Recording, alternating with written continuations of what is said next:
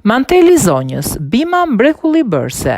Shkencëtarët kanë zbuluar këtë bimë ideale të jetë të mirë për përmirësimin e problemeve ginekologjike. Manteli i zonjës ka veti të përsosura shëndetësore dhe veçanërisht në lidhje me shëndetin ginekologjik.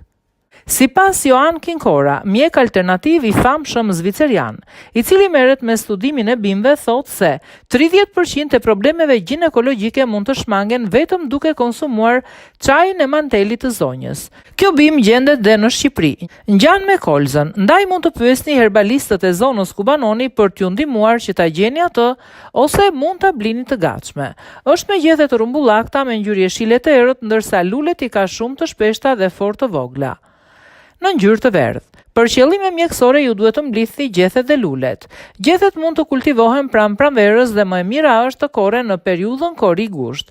Gjethet mund të mblidhen gjithashtu pas shpërthimit, por në këtë rast humbasin disa prej vetive të tyre shëruese.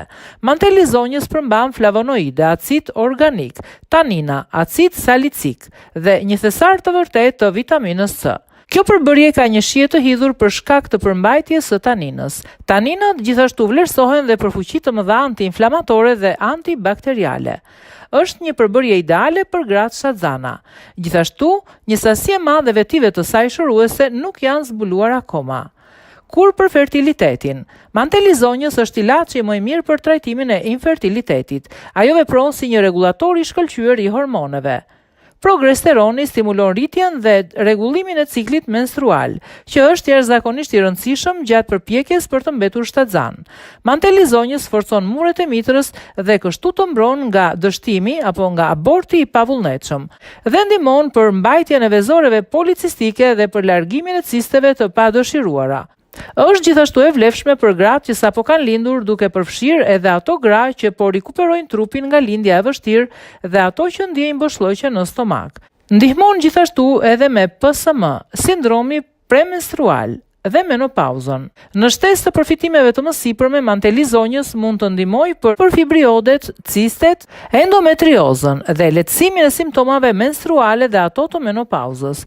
Ky çaj është shumë e përfitime për gratë që kanë menstruacione të rënda dhe të dhimbshme, pasi bima që e prodhon është e bollshme në tanin dhe astrigen, të cilët normalizojnë rrjedhjen e gjakut. Kur manteli i zonjës kombinohet me bimën e qesës së bariut, manteli i zonjës bëhet një nga ilaçet më të fuqishme për të gjitha sëmundjet ginekologjike. Theksojmë këtu se edhe bima e qesës së bariut është jashtëzakonisht e gjendshme në Shqipëri në çdo cep të saj. Bëhet fjala për një barishte që ne e kemi konsideruar gjithmonë të keqe, ajo është e hollë dhe paksa e gjatë, me lule të vockla të bardha, ndërsa mund ta identifikoni lehtë për shkak të gjetheve të vogla në formë zemre. Ashtu si manteli i zonjës dhe kjo bimë zakonisht është shkulur nga arrat ose lëndinat si bimë të këqija, kur në fakt vlerat kurative të tyre janë të jashtëzakonshme.